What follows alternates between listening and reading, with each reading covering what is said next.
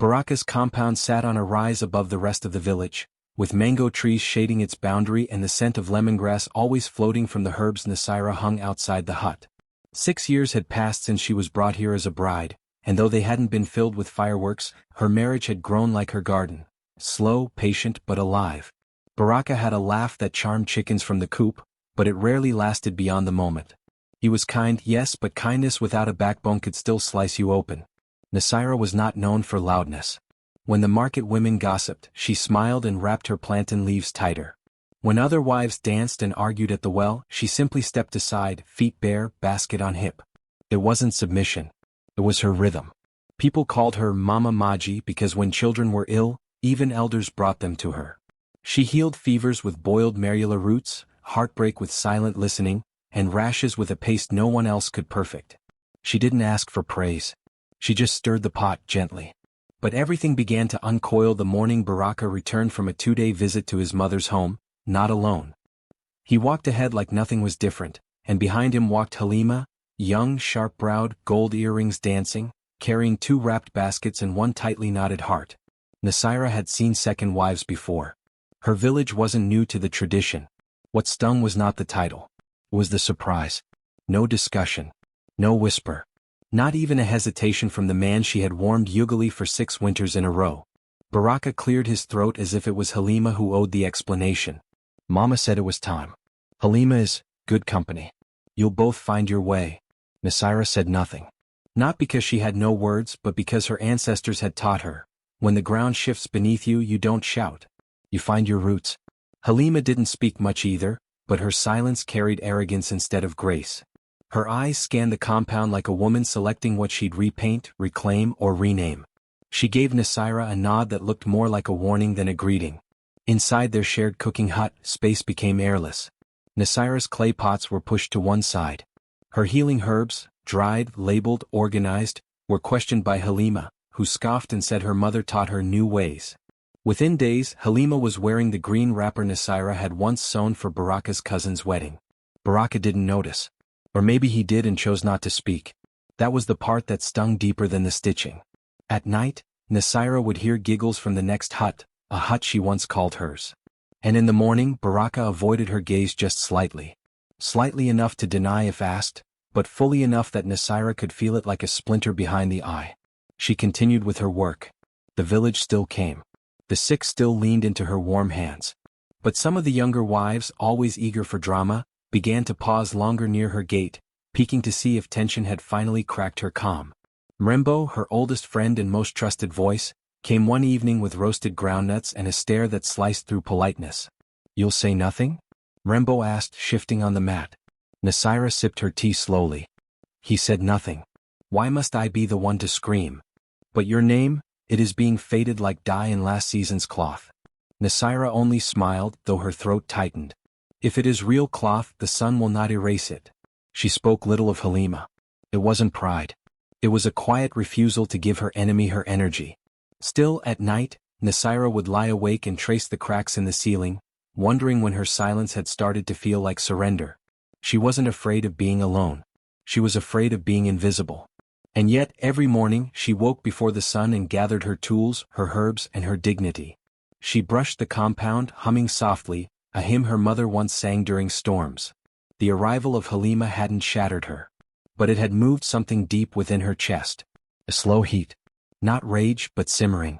Like a fire that waits for the winds to rise before revealing itself. Some women burn. Others simmer until the water runs dry. And Nasira, without lifting her voice or letting a tear fall where others could see, was quietly boiling. Halima stepped into the compound as if it had always belonged to her.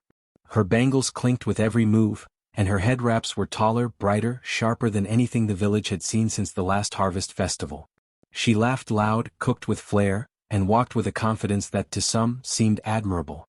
But to Nasira, it was a storm creeping in with the sun, warm on the outside, destructive beneath. In the beginning, Halima did not show her fangs. She moved as if pretending to learn, asking Nasira where the pestle was kept, or how long to soak dried beans. But these were not questions of humility. They were rehearsals for ownership. Each answer was followed by a dismissive nod, as if Nasira's way was old, tired, out of place in a house now lit by Halima's presence. Baraka noticed. How could he not? His laughter with Halima was quick and easy, as if her arrival had lifted some weight. She told jokes, teased him, even sat across his lap when no one was looking. And when people were looking, she walked half a step behind him, her voice just loud enough to remind everyone she was his. Nasira saw it all. The tilt of Baraka's smile when Halima touched his shoulder. The way he lingered at Halima's side after dinner, asking about her day as if it were a poem needing decoding. The hearth changed too. Nasira, who once cooked alone, now found herself elbowed aside. Halima declared loudly one afternoon, "I will cook Baraka's favorite stew, Nasira, don't worry. You can make the porridge." It wasn't the task itself that stung, it was the tone sugary with cruelty. Halima moved pots without asking, cleaned Nasira's gourd collection with too much force, and suggested the herbs smelled strange. She began leaving small messes behind, knowing Nasira would clean them. Nasira adjusted. She always did. But even her resilience began to feel like a cloth stretched too many times. She stopped correcting Halima. What was the use? She let Baraka eat her food. She let Halima make her noise. But in the silence of her hut, she would sit with her knees tucked under her chin, staring at the place on the wall where Baraka used to hang her hand-woven fan. It was gone now, replaced by a colorful cloth Halima had brought from town. Mrembo visited on a Thursday bringing firewood and news. Her face wrinkled with concern the moment she entered. "She is taking everything, Nasira," Mrembo said, handing her a bundle of dried okra. "And you are becoming invisible." Nasira didn't argue. She just began slicing the okra, methodically, like she was trimming away every word she wanted to scream. "Speak up," Mrembo urged. "Baraka listens to you. He used to at least." Nasira shook her head. "Speaking louder doesn't mean you're right. But staying silent doesn't mean you're wrong." Mrembo's sigh was deep. "But silence also lets weeds grow." Nasira looked out at the garden, overrun now with Halima's sunflowers planted carelessly in every corner.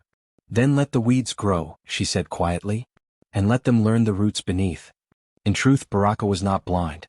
He saw the tension, felt it under every meal shared between the two women. He watched Nasira move more quietly, more slowly. He noticed that she stopped singing in the morning, stopped placing small wrapped bundles of herbs by the door. Bundles she used to leave for his long workdays. And when Halima complained that Nasira was cold and prideful, he didn't defend her. He only said, "She's just adjusting." But adjusting felt like drowning. Nasira wasn't jealous. That wasn't the word. What she felt was displaced. Like furniture that no longer fit the house it once warmed. One evening after dinner, Baraka found Nasira on the porch weaving a basket. The sky behind her was bruised purple, the kind of twilight that made thoughts louder than voices. "You're quiet these days," he said, sitting beside her. "I've always been quiet," she answered. He hesitated. "Are you angry with me?" She paused her weaving. "Would it change anything if I said yes?" He didn't respond. When he walked away, she resumed weaving. Not faster. Not slower. Just steady. Because anger was easy. But sadness? Sadness was the real thief. It took not just the words from your mouth but the wind from your lungs. Halima walked past them later, her footsteps deliberately heavy, humming a love song she hadn't sung the day before. The tune floated behind her like a flag. Nasira didn't look up. The loudest footsteps can still walk in the wrong direction. And Nasira? She knew that sometimes storms came not to break you, but to reveal the strength of your foundation. She didn't plan revenge. She didn't pray for Halima's failure. She simply watched. And she waited. Because every storm has a center. And Nasira had already found hers. The morning air was thick with smoke from Halima's firewood. She was already cooking when Nasira stepped out, grinding millet near the corner of the compound. The stew smelled sweet, spiced with baobab and cloves, exactly how Baraka liked it. Halima hummed cheerfully, tasting with the same wooden spoon Nasira used to use, the one that once only she touched. A pile of cassava leaf lay near her elbow, chopped just the way Nasira had shown her during her first week. But Halima had never asked again. She had watched, stolen, and perfected. Baraka walked in minutes later, sniffed the air like a boy coming home from school. "My favorite," he said.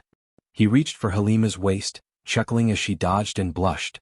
Nasira saw it all from the corner of her eye, even as she ground the millet harder, faster. The rhythm of stone against grain echoed louder than it needed to. Halima had begun wearing the green and blue wrapper, a design Nasira had stitched carefully 3 years ago. It was supposed to be a gift for Baraka's cousin's wedding, something to show off his wife's skilled hands. but he never gave it. It sat in the chest, folded, forgotten. Until Halima found it and wore it like a crown, twirling when Baraka watched and saying, "I feel like I was born for this color." Baraka didn't remember it belonged to Nasira. Or maybe he did and didn't say anything. Both options hurt the same.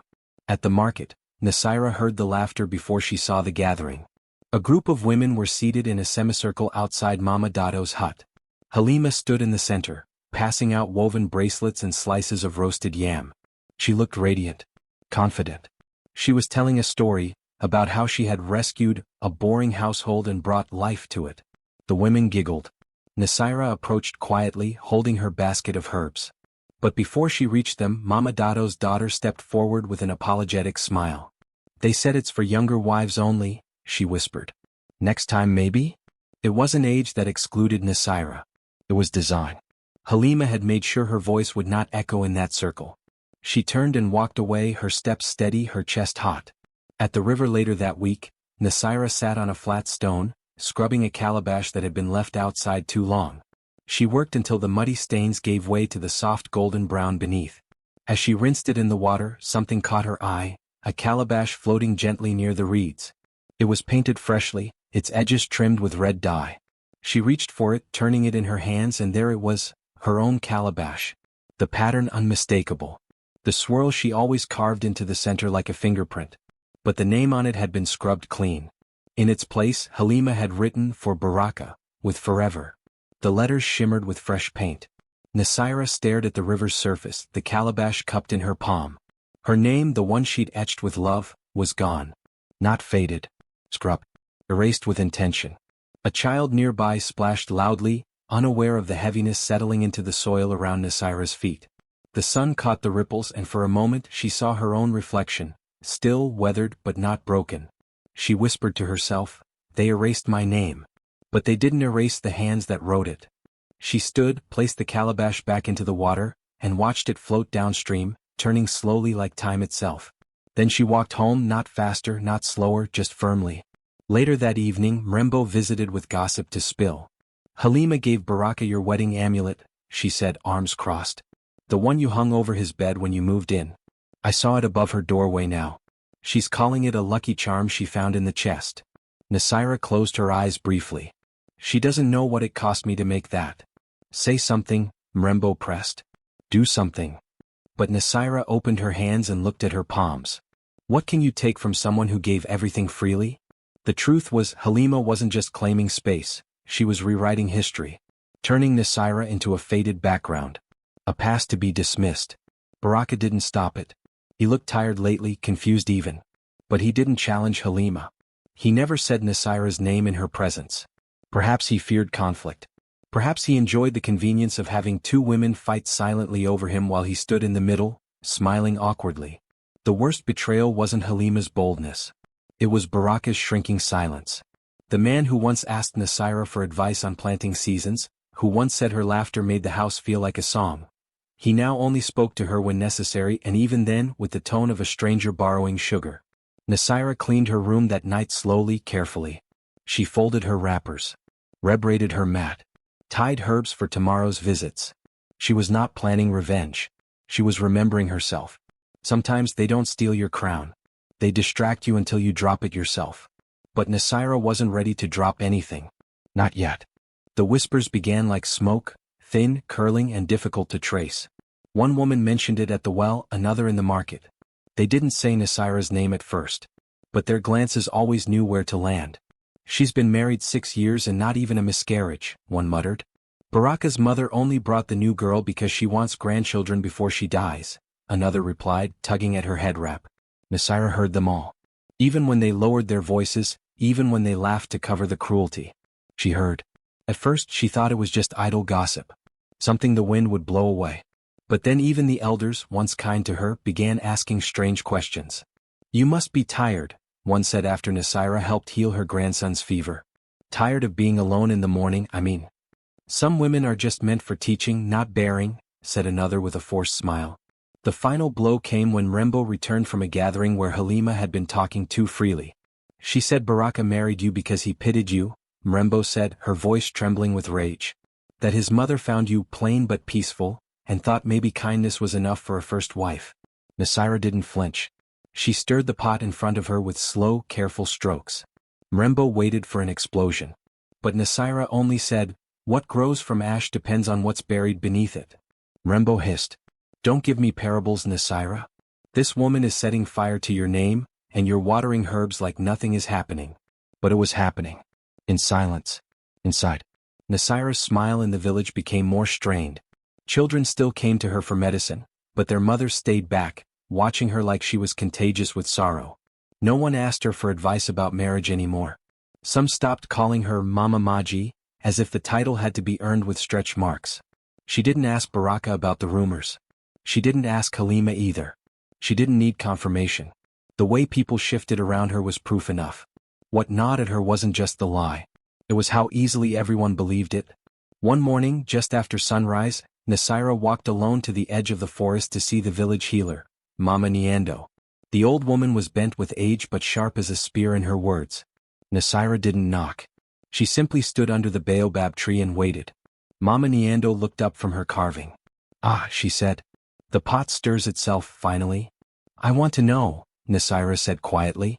"Know what?" "If I can bear fruit or if they are right." Mama Nyando didn't ask questions. She simply motioned her in, and the next hour passed in silence broken only by the rustle of cloth and the scratch of notes. After her examination, the healer sat back and poured herself millet water. She handed some to Nasira, then spoke plainly. "You are not barren, child. Your blood is healthy. Your moon comes strong. Your womb is ready." Nasira held the gourd in her hand and felt it shake just slightly. "Then why?" "Sometimes fruit does not grow because the soil is too busy feeding weeds," Mama Nyando said, eyes narrowed. "You think you've been waiting for a child. But maybe the child has been waiting for a home it can trust." Nasira didn't cry. She didn't smile either. She simply breathed, slowly, letting the truth settle like warm oil down her spine. As she walked back through the village, she saw the same women who had whispered earlier. They turned away, expecting shame to follow her like a shadow. But her shoulders were straighter now. She said nothing. She would not give them her voice yet. The truth was no longer a sword she needed to raise, it was a seed planted deep.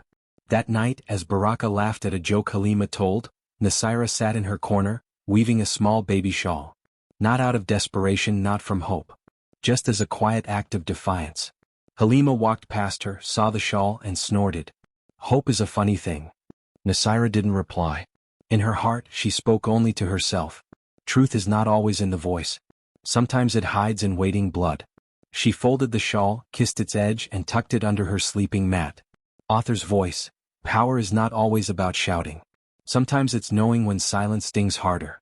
And Nasira's silence? It was not weakness. It was the calm before a storm she refused to announce. It was raining the day Nasira stumbled upon the letter. A soft, steady drizzle that soaked the leaves but left the ground thirsty. The kind of rain that whispered rather than shouted. Halima had gone to the tailor's hut to pick up new fabric. A bright orange chiton she bragged would match her skin like fire. Nasira, left behind to clean, moved through the house slowly. She didn't mind rain days. They gave her the excuse to move without being watched. Halima's sewing bag had fallen on the floor, its contents scattered by the playful cat that had wandered in for shelter. Nasira bent to gather the needles, threads, and a crumpled piece of paper with frayed edges. She almost tossed it aside, assuming it was a shopping list. But the ink caught her eye, deliberate, slow handwriting. A woman's hand. She flattened the letter on her lap and read. "My dearest Halima, you must not waste time. Use your beauty. Laugh at his jokes even when they are foolish. Make her old news. Nasira has no spark, only duty. Baraka deserves warmth, not a cold bed and bitter herbs. Remind him what desire looks like. Remind him why we chose you." The signature at the bottom was unmistakable. Mama Jalila, Baraka's mother. The same woman who once braided Nasira's hair before her wedding day, who once called her daughter, in front of the elders, who once told her, "You are the calm this family needs." Nasira blinked, holding the letter as if it might dissolve with each drop of rain echoing on the thatch roof. Her lips parted but no sound came. Not even a gasp. The betrayal didn't scream, it sank. Heavy and quiet, like hot porridge spilled into your lap. She didn't even feel the burn until minutes later. She folded the letter carefully, hands trembling only slightly, and tucked it into her wrapper. Her fingers moved automatically, stacking the scattered sewing tools, brushing the mat clean. But her mind was unraveling, thread by bitter thread. That afternoon she made her way to Mrembo's hut. She didn't explain with words. She simply placed the letter in Mrembo's hand and stepped back. Mrembo read it slowly. Her mouth twitched, her shoulders stiffened. When she finished, she stared at Nasira for a long time, like she was waiting for her to crumble. But Nasira didn't. "This is not just gossip," Mrembo said finally. "This is war." Nasira shook her head. "It's not war. It's history.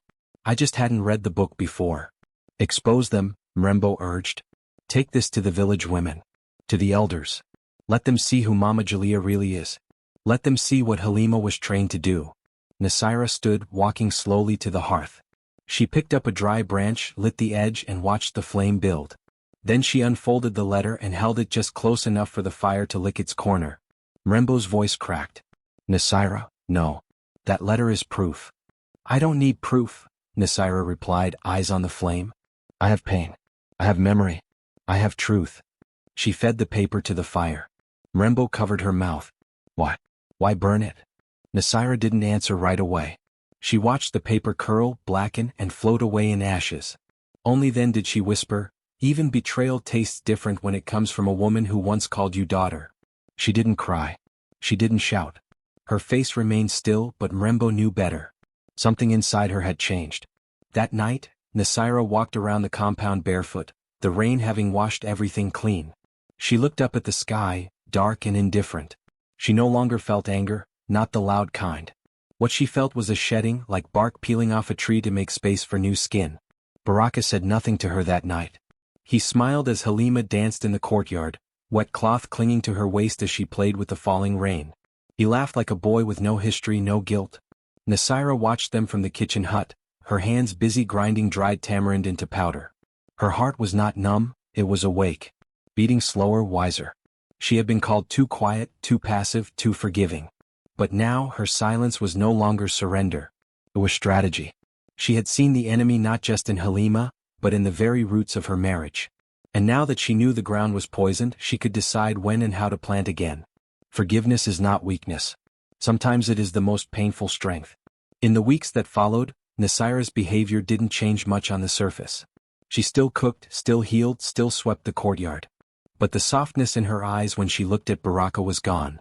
The thread connecting her to him had not been cut, it had simply loosened, knot by knot, until it lay slack in her hand. She no longer reached for it. One night, Halima found her quietly organizing her dried roots and asked, "Have you given up or are you just slow to fight?" Nasira didn't look up. "I don't fight for what was never mine to keep." And with that, she packed her herbs and walked out to the garden to plant. Not revenge. Legacy. The changes came slowly, like sunset slipping into night. Nasira, who once rose before the chickens, no longer stirred when the cockerel crowed. The clay pot outside the kitchen remained empty, her woven basket untouched beside it.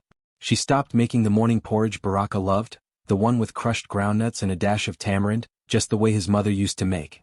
Halima began cooking instead, loudly, messily, with spices that clashed rather than blended. But Baraka didn't complain. Not at first. Nasira no longer sang when she swept the compound. In fact, she stopped sweeping it altogether. The broom leaned against the wall for days. Her once thriving garden browned at the edges. Lemongrass wilted. The cassava leaves sagged like tired arms. She no longer bent to tend them. Her feet, once constantly moving between hut, garden and neighbors' homes, now barely left the veranda. Halima strutted across the compound like a queen who had won her crown without contest.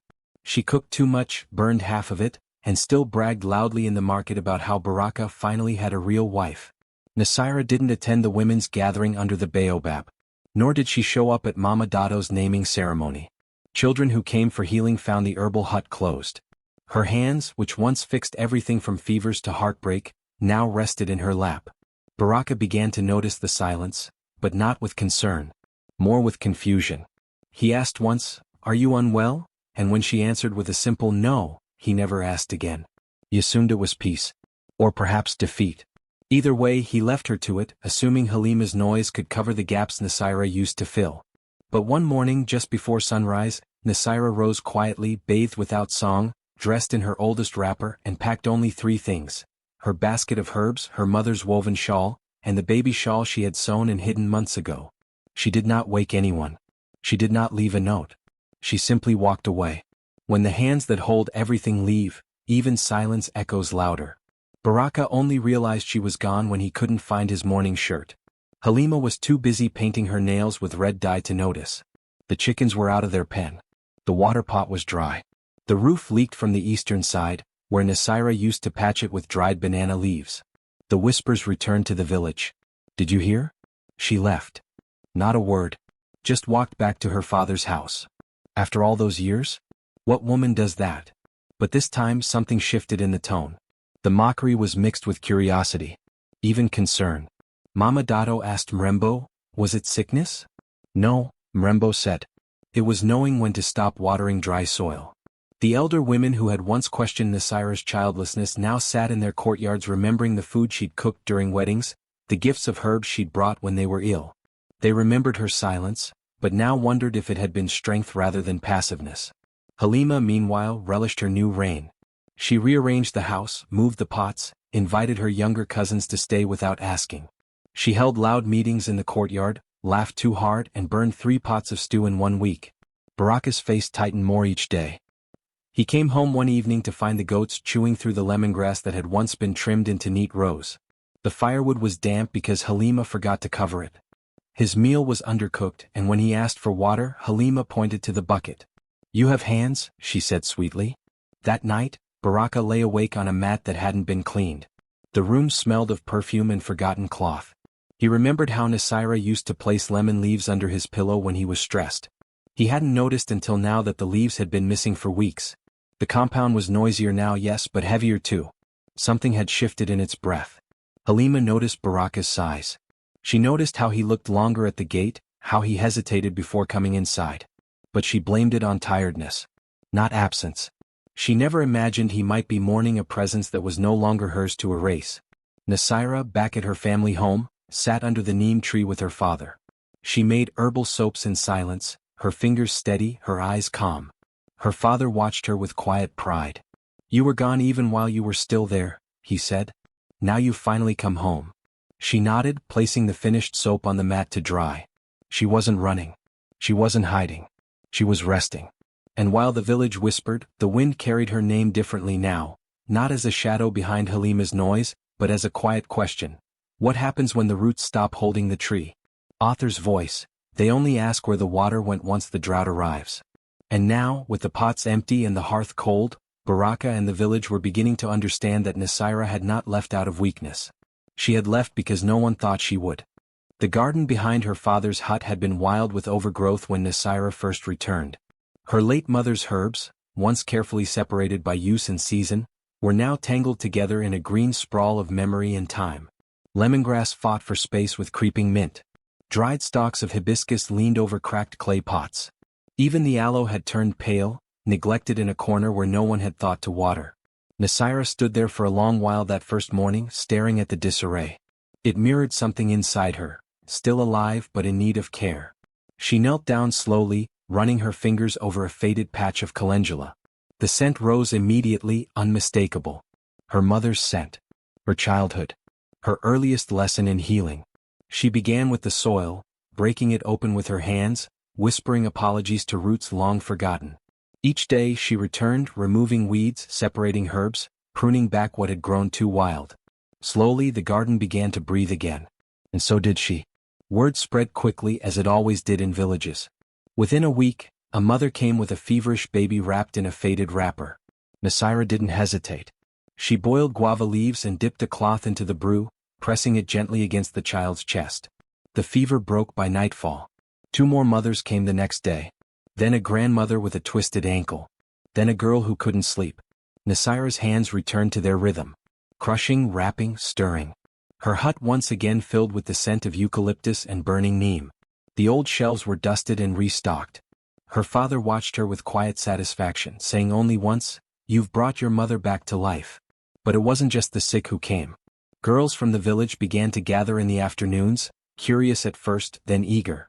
They brought scraps of cloth, pieces of thread, even broken calabashes to fix. Nasira showed them how to crush bitter herbs without losing the juice. How to listen to a cough and know if it was fear or infection. She never lectured. She demonstrated, gently, hands moving like lullabies. They called her Mwalimu, though she had never asked for a title.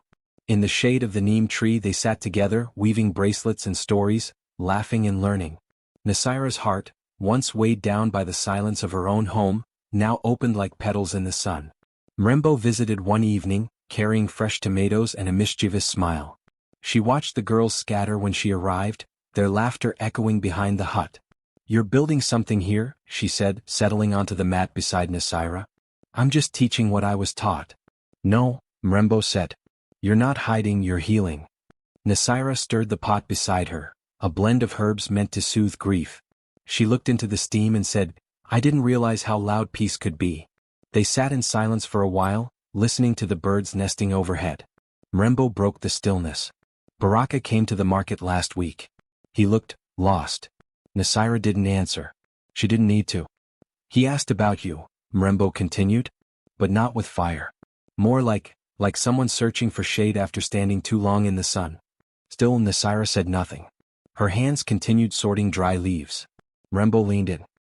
"He thought you left because you were tired." Nasira smiled gently. "I left because I was finally awake." That night, under a sky full of stars and stories, Nasira sat outside, watching the light from her herbal hut flicker against the trees. The scent of marula bark drifted out. She could hear the faint hum of girls inside, cleaning, organizing, learning. Her heart no longer ached for what she had lost. Instead, it beat quietly for what she was growing. Baraka's voice, Halima's laughter, the compound they shared, it all felt like a story she had once read but never truly lived in. Distant. Faded. Done. She reached down into the soil beside her, planted a new patch of chamomile, and pressed it gently into the earth. Some women are not broken. They are replanting. Halima's laughter used to echo through the compound like music. Loud, teasing, flirtatious, it once bounced off the mud walls and danced around Baraka's ears until he felt young and wanted. But now it grated. Harsh. Forced. Show. Even the chickens didn't scatter at her voice anymore. They had learned to ignore it, like wind that only threatens rain but never delivers. The compound was quieter these days, but not in the way Nasira's quiet had felt. Full of peace, grounding warmth. This quiet was stiff. Uneasy. The pots burned more often than they bubbled. The stew lacked flavor, either oversalted or bland. Halima rushed through chores or skipped them entirely. The garden was a field of dead intentions. She forgot to cover the firewood. She left clay pots out in the rain. Once she even served raw cassava at a gathering and laughed it off, until an elder scolded her in front of everyone. Baraka began to feel it in his bones, the weight of a home built on noise and not care. He tried to ignore it. He told himself that things were just shifting, that maybe he was tired, that maybe Nasira's absence had exaggerated Halima's faults.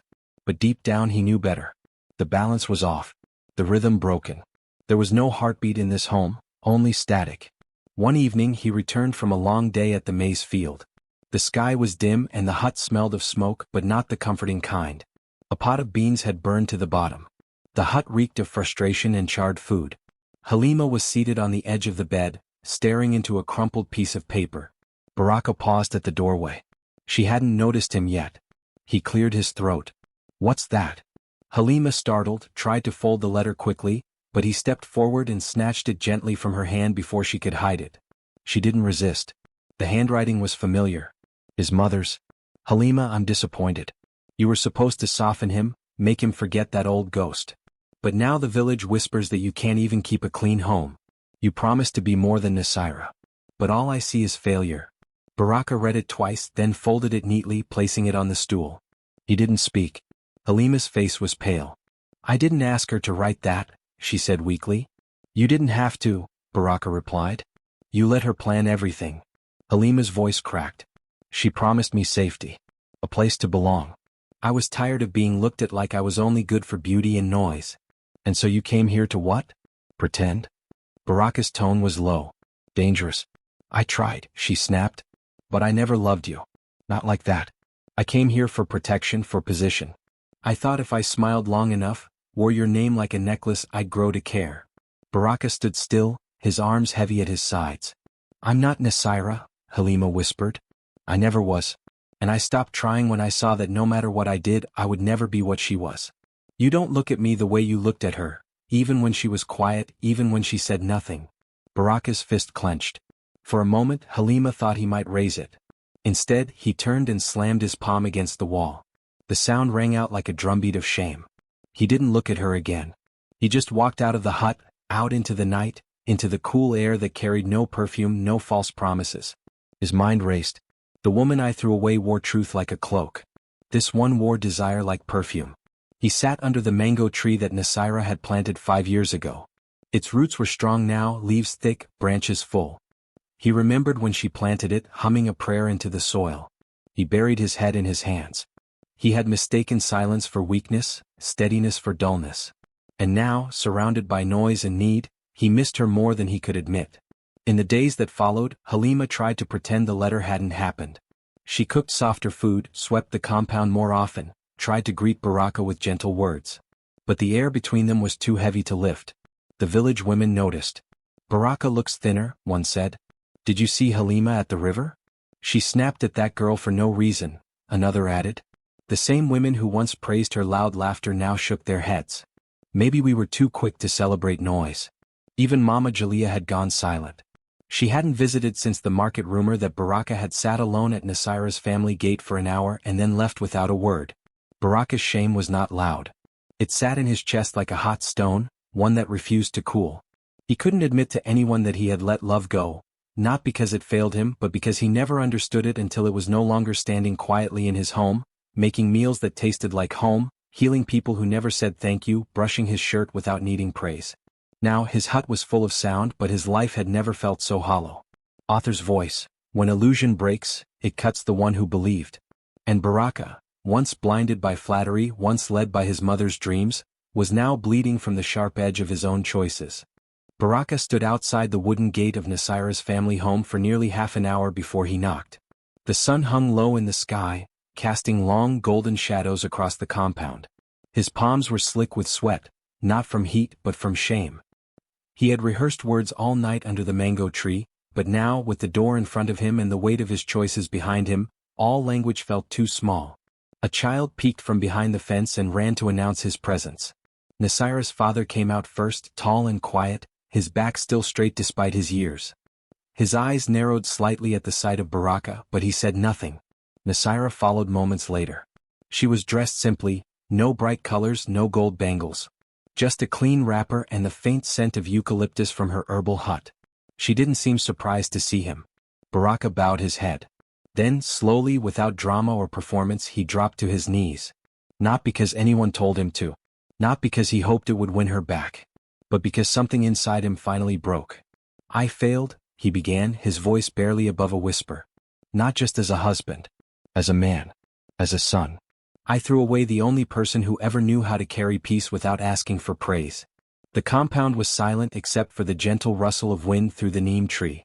Nasira's father crossed his arms, listening.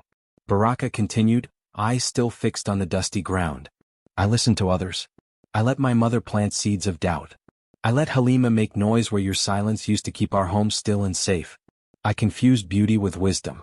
I thought I needed more when I already had everything." Tears clung to the corners of his eyes. "She wore truth like a second skin. And I treated it like a burden."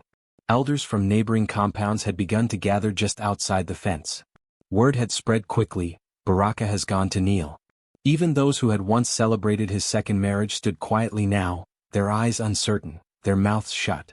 "I found a letter," he confessed. "From my mother. Telling Halima how to replace you.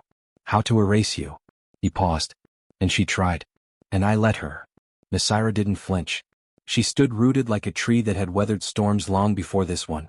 "I'm not here to ask you to return," Baraka said. "I know what I've done can't be undone. I came because the village needs to hear this. Because you deserve that truth out loud." One of the elders, a woman named Mama Tawida, stepped forward from the gate. "We hear you," she said. "But does she?" Baraka looked up for the first time. His eyes met Nasira's. "I don't expect your love again. I don't deserve it. But if I have any place in your forgiveness, I ask for it, not as your husband, but as a man who finally understands." Nasira's father turned to her, his voice soft but clear. "My daughter," he said, "you have always been free. But freedom also means choice. Will you return?" Nasira looked at Baraka, not with anger, not even with sadness. just a depth that made his breath catch. I have forgiven, she said quietly, but I do not forget the ground I grew from. Baraka closed his eyes and nodded. He did not beg again. He did not ask for more. He rose slowly, brushed the dust from his knees, and bowed to her father with deep respect. Then he turned and walked back through the crowd, head low, heart heavier than ever, but honest for the first time in years. The village did not cheer. They did not whisper. They only watched as the man who once thought himself wise walked away like a student who had just learned the cost of ignorance. Mrembo, standing near the edge of the crowd, exhaled. He came late, she murmured to Mama Tawida. But at least he came clean. Nasira returned to her herbal hut without ceremony. She sat on her stool, tied a bundle of dried leaves, and looked out the window at the girls playing with calabash shakers. There were no fireworks. No tears. Only the sound of peace being restored, not to a marriage but to a woman who had chosen herself. Author's voice. Some men fall to their knees not to pray, but to finally see what they stepped on. And Baraka, once blind to the quiet power beside him, now knew the difference between presence and noise. Between love and possession. Between a wife and a woman. The sun rose over the hills in soft gold, spilling its light across the garden paths of the Msinjiwa High Center, the foundation of life. Where weeds once grew, rows of lemongrass and healing sage now flourished. The soft hum of morning activity filled the air. Laughter, the grinding of roots, and the steady voice of Nasira, teaching 6 young women how to bind a fever bomb using only 3 local plants. She stood confidently in the center of the compound, her wrapper clean, her hair wrapped in a soft green scarf. A book of notes lay open beside her, its pages marked with careful handwriting, recipes, reflections, and records of healing. Her shawl was old, the one she had sewn with her mother years ago, now patched and precious. 1 year had passed since she left Baraka's compound. 1 year since she returned to herself. Halima had vanished months after Nasira's public forgiveness. Some said she left for a distant town. Others said she remarried a merchant with a short temper. No one really knew. What remained was the silence she left behind, and the quiet sigh of a village that realized too late that beauty without backbone makes for brittle love. Baraka had changed, though not in the way some expected. He never remarried. His mother's visits dwindled to none. Instead he turned to the land. The once proud, performative husband now spent his days alone with soil under his nails, growing cassava and millet with reverence. Every month he arrived at the center with offerings, fresh yams, bundles of maize, dried mango strips. He never stepped inside unless invited. He simply left the baskets at the gate and returned to his cart. Occasionally he exchanged respectful greetings with Nasira, nothing more. Once Mrembo asked, "Will you ever take him back even now that he's changed?" Nasira smiled without bitterness. Not all change is meant to bring people together. Some change is just proof we survived. Her herbal center became more than a clinic. It was a sanctuary for girls too loud for their homes, for widows too quiet to be heard, for mothers with babies on their hips and no idea how to heal a cough. Nasira taught them all. Not just the craft of healing but the language of self-respect. The value of unlearning silence when it no longer served peace. They called her Mwalimu Nasira now. Teacher Nasira. Not wife. Not ex-wife. Not the woman before Halima. Just Nasira. She led with stillness. Not because she lacked passion, but because her fire now had direction. One afternoon, while sorting bundles of dried basil, a little girl from the nearby school wandered into the garden, barefoot and curious. She was no more than 9, with wide eyes and a braid falling loose. She watched Nasira mix a poultice, then asked in a soft, serious voice, "Were you ever afraid they would forget you?" Nasira paused, looking down at the thick mixture in her calabash bowl. The question hung in the air, innocent yet heavy. She knelt to meet the girl's eyes. "I was never afraid of being forgotten," she said gently. "I was afraid of forgetting myself." The girl nodded slowly as if storing the words deep inside, then skipped away, chasing dragonflies along the lemongrass rows. Later that evening, as the sun dipped low and painted the sky in purples and orange, Nasira stood beneath the neem tree, her favorite place to think. Mrembo approached with 2 cups of baobab tea. "You've built something," Mrembo said, passing a cup. "I planted what I needed to grow," Nasira replied. They watched the girls clean up for the day, organizing leaves into baskets, humming a soft song Nasira had taught them. "Sometimes I wonder," Mrembo said, "if things had happened differently." "They didn't," Nasira interrupted with a soft smile. "And I'm not sure I'd trade this path for any other." From the gate, Baraka approached silently, placing a small bundle of sweet potatoes near the wall. He caught Nasira's eye and nodded, hand over heart in quiet respect. Then he turned and walked away again. He did this every month. No words. No expectations. Just gratitude. Nasira took a long sip of her tea. The sky glowed above and the garden hummed below. She was not married. She had no children of her own. And yet, the compound pulsed with life. Young women healed here. Mothers were heard here. Truth grew here, not in secrets but in shared soil. She was never replaced. She simply replaced pain with purpose.